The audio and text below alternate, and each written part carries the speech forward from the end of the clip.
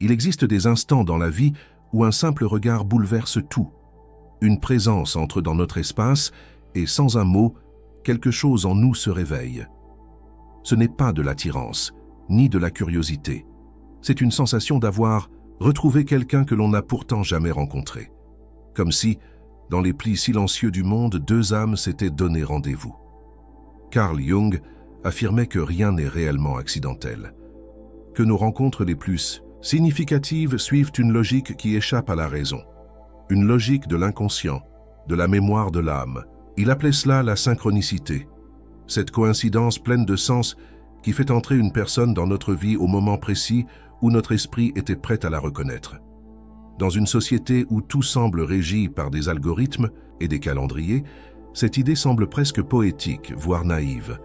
Pourtant, qui n'a jamais vécu ce frisson étrange de familiarité avec un inconnu, ce sentiment d'avoir retrouvé une voix, un regard, une énergie déjà connue? Peut-être l'aviez-vous croisé dans un rêve ou dans une vie que la mémoire rationnelle a effacée, mais que votre âme, elle, n'a jamais oubliée. Ces connexions profondes ne cherchent pas toujours à devenir des relations tangibles. Parfois, elles ne durent qu'un instant. Un échange fugace, une émotion qui nous traverse puis disparaît. Et pourtant, elles laissent une empreinte, une sensation persistante que quelque chose d'important vient de se produire. Comme si le voile du monde s'était brièvement soulevé, laissant entrevoir une vérité plus vaste, plus ancienne. Ce n'est pas de la magie ni de la superstition. C'est une autre forme de connaissance, une connaissance intérieure, subtile, qui dépasse les mots. Quand deux âmes se croisent et se reconnaissent, ce n'est pas le fruit du hasard. C'est le langage du mystère qui s'exprime sans faire de bruit. Dès notre naissance, nous sommes poussés à comprendre le monde avec notre mental. On nous enseigne à analyser, à classer, à expliquer. Mais l'âme, elle, ne suit pas ces routes. Elle ne parle pas la langue du raisonnement. Elle suit d'autres sentiers, plus anciens, plus vastes, souvent obscurs à la logique mais lumineux pour l'intuition. Carl Jung observait que de nombreux rêves, visions et élans intérieurs ne sont pas des délires ou des illusions. Ils sont des messages, des échos venus de cette couche plus profonde de notre être, qu'il appelait l'inconscient collectif, là où les symboles universels habitent, là où les âmes se rencontrent, au-delà des masques et des étiquettes sociales. Vous êtes-vous déjà surpris à ressentir une nostalgie sans objet, une mélancolie douce, comme si quelque chose ou quelqu'un vous manquait, mais sans pouvoir le nommer? C'est peut-être la mémoire de ces liens invisibles, des rencontres anciennes, effacées de la conscience, mais vivantes dans l'âme.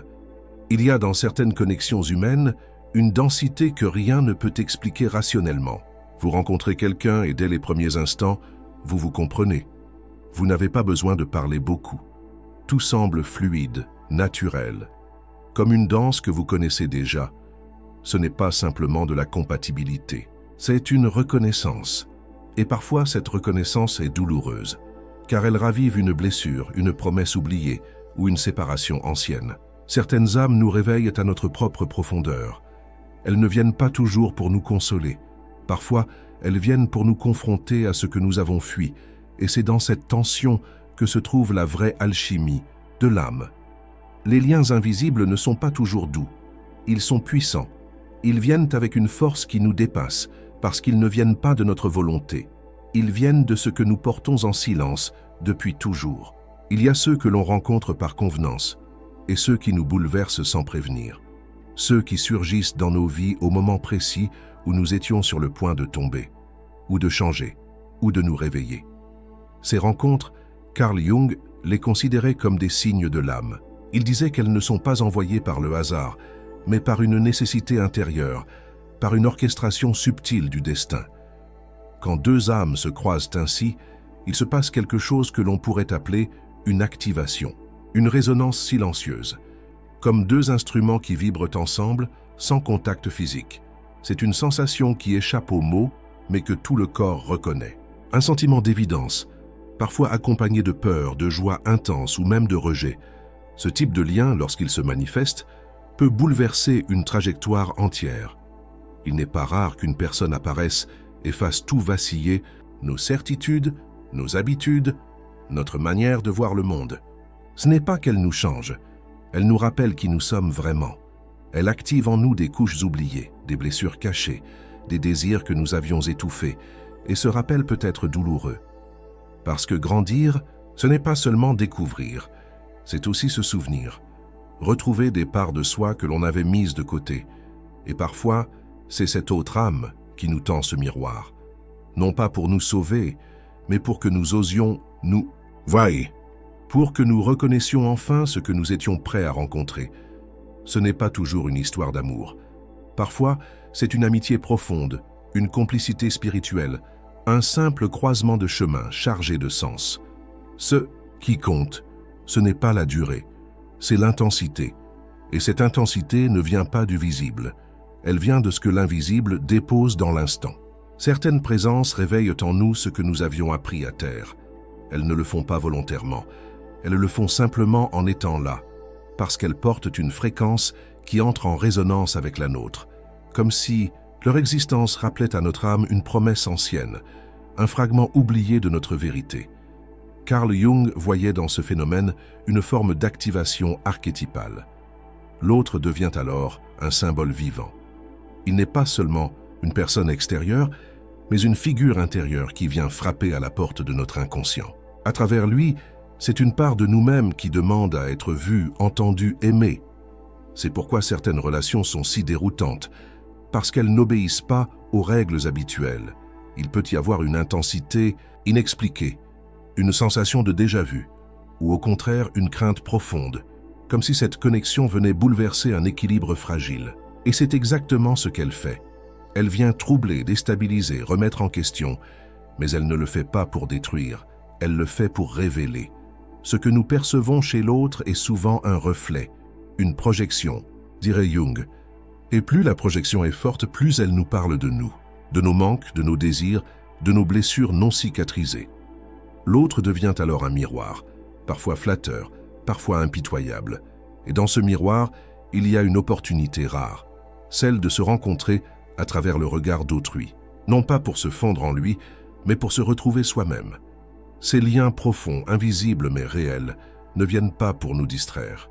Ils viennent pour nous ramener à l'essentiel, à cette part de nous que nous avions laissée en chemin, souvent par peur, par fatigue ou par adaptation. Quand l'écho de l'autre résonne fort en nous, ce n'est pas un appel à le suivre, c'est un appel à revenir à l'intérieur. Car parfois, l'autre est juste le pont vers soi. Il arrive qu'une seule conversation change une vie entière, pas parce qu'elle contient des vérités extraordinaires, mais parce qu'elle est dite au bon moment, par la bonne personne. Ce que nous appelons parfois un simple échange peut, en réalité, être une transmission. Une parole qui porte en elle la vibration d'une autre époque, d'une autre mémoire, d'une autre âme. Carl Jung insistait sur le pouvoir des rencontres signifiantes, celles qui nous réveillent, même sans intention. Il disait que ce que l'âme cherche à travers l'autre, c'est elle-même, que chaque lien profond est un miroir tendu par la vie pour nous ramener à ce que nous avons de plus vrai. Et souvent, ce plus vrai est enfoui sous les couches de protection que les années nous ont appris à construire. Il y a des gens que nous ne pouvons pas oublier, pas parce qu'ils ont été parfaits ou toujours bons avec nous, mais parce qu'ils ont laissé une empreinte dans notre structure invisible. Une empreinte que rien ne peut effacer, même pas le temps. Ce ne sont pas des souvenirs ordinaires, ce sont des marques d'âme, et parfois cette empreinte est douloureuse, parce que le lien était trop fort pour être contenu, ou parce qu'il s'est brisé sans explication, ou simplement parce qu'il était trop en avance sur ce que nous étions capables de vivre à l'époque. Ces relations laissent une sensation étrange, comme une mélodie interrompue. On sent qu'il y avait encore quelque chose à vivre, à dire, à comprendre, mais même si la relation n'a pas duré, le lien, lui, existe encore. Car ce qui s'est éveillé en nous à travers l'autre reste vivant. Et c'est cela qui importe. Ces connexions invisibles sont des clés. Elles n'ont pas toujours besoin d'un dénouement heureux ou d'une présence continue. Leur rôle est d'ouvrir des portes en nous. Des portes que personne d'autre ne pouvait ouvrir. Et parfois, c'est à distance ou dans l'absence que le lien devient le plus puissant, parce qu'il nous pousse à aller chercher en nous ce que nous projetions sur l'autre. Et là commence une véritable transformation. Il y a des moments où le langage devient inutile, où deux êtres peuvent rester en silence et pourtant tout se dit. C'est là que l'on touche à quelque chose de plus ancien que les mots, une forme de mémoire partagée, de connaissance, intuitive, d'accord tacite entre deux âmes qui n'ont pas besoin de se prouver quoi que ce soit. Carl Jung aurait vu dans ces silences habités une preuve que l'âme précède la conscience, que certaines connexions sont tellement anciennes qu'elles n'ont plus besoin de justification. Elles existent, et leur intensité n'a rien à voir avec le temps passé ensemble, ni même avec l'histoire racontée. Elles se reconnaissent tout simplement. Cette reconnaissance peut arriver dans les circonstances les plus inattendues. Une rencontre brève, un regard échangé dans un couloir, un rêve si puissant qu'il laisse une empreinte au réveil. Parfois, c'est l'image d'un visage jamais vu, mais profondément familier, ou la sensation physique, presque viscérale, qu'un lien vient d'être réactivé, comme si quelque chose en nous s'ouvrait sans prévenir. Mais attention, ces connexions profondes ne sont pas toujours douces ou faciles à vivre. Elles viennent souvent avec une intensité qui dérange, qui bouscule, qui remet en cause, parce qu'elles nous rappellent une vérité intérieure que nous avons enfouie. Elles réveillent une partie de nous que nous avions appris à calmer pour mieux nous adapter. Il ne s'agit pas ici de romantiser toute émotion forte. Jung nous invitait à discerner, à observer, à plonger dans ces liens avec lucidité. Ce n'est pas parce qu'un lien est puissant qu'il est toujours juste de le suivre à tout prix. Parfois, la rencontre est là pour éclairer un passage, pour provoquer une prise de conscience, mais pas pour rester, et cela demande du courage. Le courage de recevoir l'intensité d'un lien sans chercher à le posséder. Le courage de laisser partir une âme que l'on a reconnue quand la vie ne permet pas de cheminer ensemble. Parce que la vraie connexion ne dépend pas de la présence. Elle survit à l'absence, elle transcende la distance, elle vit dans l'invisible. Il existe une forme d'amour qui ne cherche ni possession ni sécurité. Un amour qui ne demande pas de promesses, ni de quotidien partagé. C'est un amour d'âme. Et lorsqu'il surgit, il dérange toutes nos conceptions habituelles de ce que doit être une relation, car il est libre. Et pourtant, il attache d'une manière que rien d'extérieur ne peut briser. Carl Jung observait que certaines relations dépassent le cadre psychologique classique. Elles touchent à l'archétype, de l'anima et de l'animus, les représentations intérieures du masculin et du féminin dans l'inconscient de chacun. Lorsque nous rencontrons quelqu'un qui incarne cet archétype pour nous, il devient une passerelle vers notre propre totalité. Mais cette rencontre est souvent bouleversante. Elle fait remonter tout ce que nous avons projeté, idéalisé ou craint. C'est pour cela que les amours d'âme ne sont pas toujours faits pour se vivre dans la matière. Parfois, l'intensité est telle qu'elle devient insoutenable au quotidien, ou bien les circonstances extérieures rendent impossible la fusion de ces deux mondes. Et pourtant, la connexion reste là, vibrante, indéniable, comme une musique en arrière-plan qui ne s'éteint jamais. Ces amours invisibles laissent souvent un goût d'inachevé. Mais ce n'est pas un échec, c'est un enseignement. Ils viennent nous montrer à quel point nous sommes capables d'aimer, au-delà de l'ego, au-delà du contrôle, au-delà du besoin de recevoir. Ils nous apprennent à aimer dans la pureté, dans le silence, dans l'invisible. Et parfois, ce lien reste vivant pendant des années, sans un mot, sans un regard, sans même un espoir de retrouvailles. Mais il nourrit, il inspire, il soutient de loin, il agit comme une étoile fixe dans notre ciel intérieur, une présence subtile qui continue d'éclairer même dans la nuit la plus noire. Accepter cet amour, c'est aussi accepter de ne pas le posséder. C'est comprendre que certaines âmes ne sont pas venues pour rester, mais pour réveiller, et que leur passage, même bref, peut suffire à changer le cours entier de notre vie. Certaines présences nous accompagnent en silence, sans jamais franchir le seuil visible de notre vie. Elles sont là quelque part, parfois loin dans la géographie, mais proches dans l'invisible. Et cette proximité subtile suffit. Parce que ce qui unit deux âmes n'a pas besoin de preuves matérielles pour exister. Carl Jung parlait de l'inconscient comme d'un espace commun, où les êtres humains sont liés par des fils invisibles. Ces liens ne dépendent pas de la distance, ni du contact physique. Ils vivent dans un autre plan de réalité, un plan où la pensée, l'émotion et l'intuition sont plus puissantes que les gestes. Il n'est donc pas rare de ressentir soudainement quelqu'un sans qu'il soit là. Une pensée persistante, une émotion venue de nulle part, une énergie qui traverse le cœur sans explication. Ce sont des signes, des résonances d'âme à âme, comme si, dans un autre espace-temps, la connexion continuait de vibrer malgré Les silences du monde réel. Ces liens discrets sont souvent les plus profonds. Ils ne cherchent pas à convaincre, à conquérir, à prouver. Ils sont. Et leur simple existence nourrit, rassure ou pousse à évoluer. Parfois, c'est dans la solitude que l'on sent le plus fort la compagnie d'une âme sœur. Non pas parce qu'elle est absente, mais parce qu'elle habite un autre endroit de notre être. Et cette compagnie invisible peut devenir un phare, un guide intérieur. Non pas une dépendance, mais une inspiration. Elle nous rappelle que nous ne sommes jamais vraiment seuls, même dans nos moments les plus obscurs, que quelque part, une autre âme vibre sur une fréquence semblable, et que cette vibration nous relie. Il faut du courage pour reconnaître ces liens, surtout quand ils ne prennent pas la forme que l'on espérait. Mais leur vérité ne se mesure pas en action concrète, elle se ressent. Elle se vit dans l'intimité du cœur, et souvent ce sont ces liens-là qui nous transforment le plus profondément, même sans jamais devenir visibles aux yeux du monde. Il est facile de croire que les relations humaines ne sont que le fruit du hasard ou des choix rationnels. Mais lorsque l'on prend un peu de recul, on voit apparaître un autre dessein, une logique subtile, presque invisible, qui guide notre parcours à travers certaines rencontres décisives. Carl Jung disait que l'âme attire ce dont elle a besoin pour évoluer, même si cela ne correspond pas à ce que le moi désire. C'est là que ces connexions profondes prennent tout leur sens. Elles ne sont pas là pour nous satisfaire ou nous combler. Elles sont là pour nous réveiller, pour provoquer des sauts de conscience, pour briser certaines illusions ou renforcer ce qui en nous était trop fragile. Chaque lien de ce type agit comme un catalyseur. Il vient toucher une partie précise de notre structure intérieure, parfois pour la réparer, parfois pour la transformer radicalement.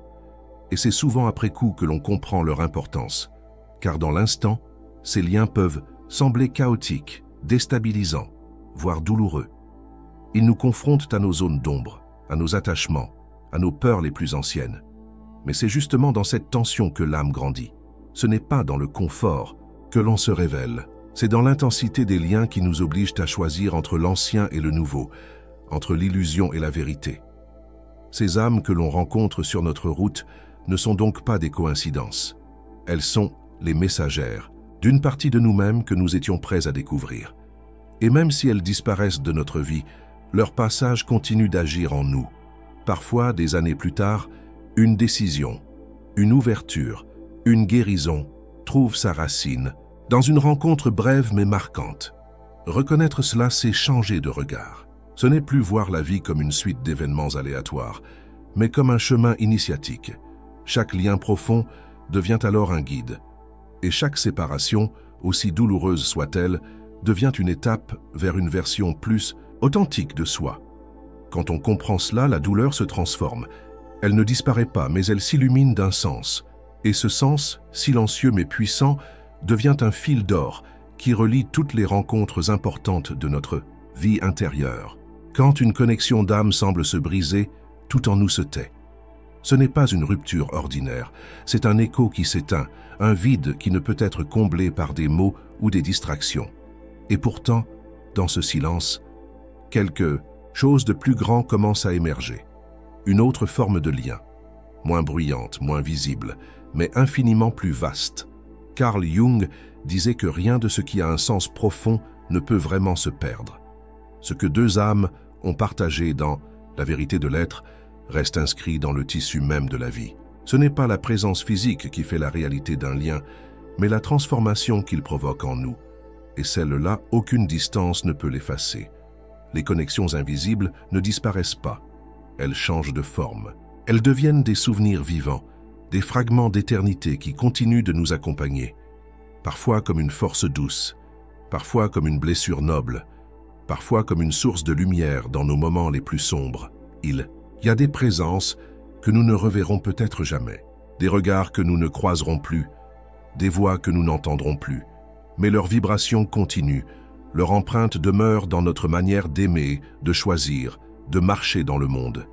Et c'est là, dans cet invisible, que le lien devient éternel. La beauté de ces liens ne tient pas à leur durée ni à leur finalité. Elle tient à ce qu'ils nous ont permis d'être, à ce qu'ils ont révélé de nous, souvent à notre insu, à la façon dont ils ont redessiné notre rapport au mystère à la solitude, au divin.